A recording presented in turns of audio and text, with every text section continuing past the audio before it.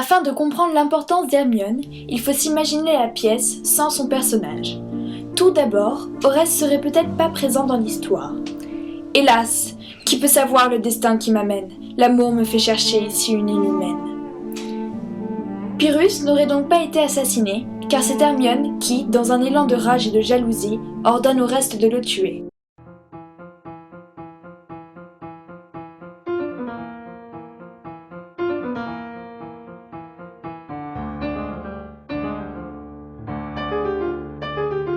Cela aurait mené Andromaque, forcé à l'épouser pour sauver son fils, à se suicider. J'irai seul rejoindre Hector et mes aïeux. Hermione est une princesse, fille de Ménélas, ancien roi de Sparte et d'Hélène. Elle est promise à Pyrrhus, roi d'Épire.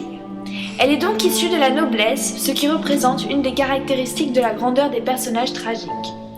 Hermione est destinée à aimer Pyrrhus, qui ne l'aimera jamais, puisqu'il est amoureux d'Andromaque.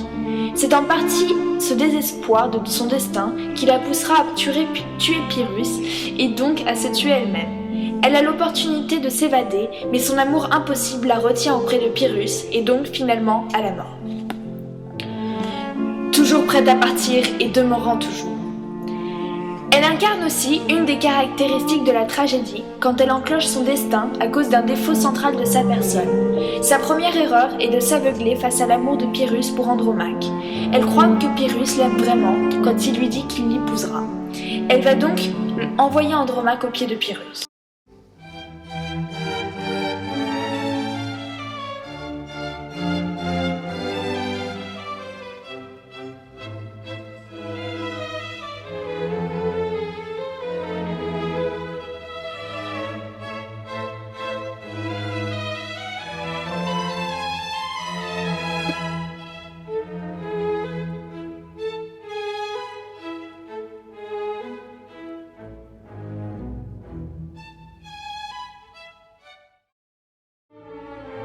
Sa deuxième erreur est enclenchée par sa cruauté et sa rage, liées à son amour de Pyrrhus, mais aussi à son amour propre.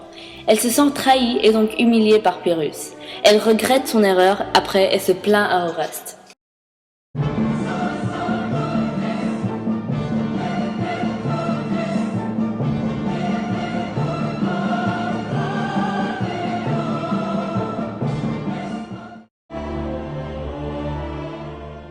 Égocentrisme.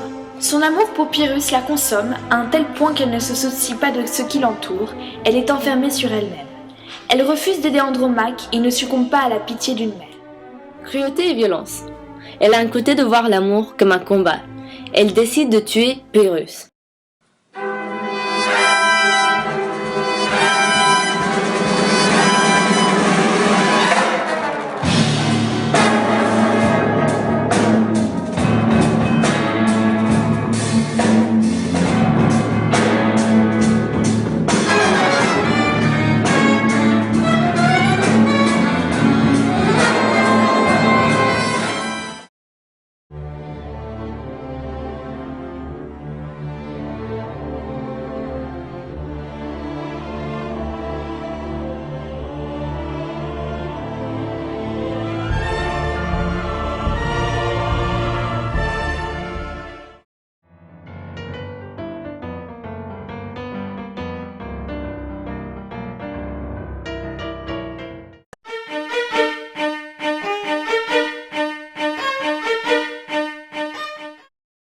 La rage amoureuse d'Hermione s'accroît quand on approche la fin de la pièce.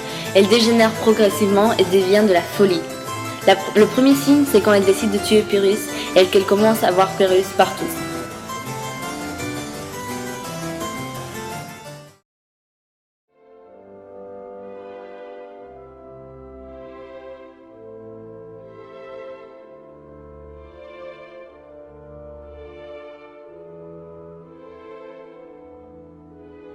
Où suis-je? Que j'ai fait? Que dois-je faire encore? Quel transport me saisit? Quel chagrin me dévore? Errante et sans dessein, je cours dans ce palais. Ah, ne puis-je savoir si j'aime ou si je hais? Le cruel, de quel œil m'a congédié? Sans pitié, sans douleur, au moins étudié. L'ai-je vu se troubler et me plaindre en mon nom? En ai-je pu tirer un seul gémissement? Muet mes soupirs, tranquille à mes alarmes. Semblait-il seulement qu'il lui part à mes larmes?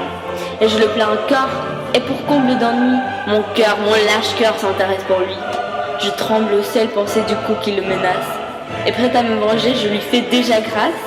Non, ne revoquons point l'arrêt de mon courroux, qu'il périsse, aussi bien il ne vit plus pour nous.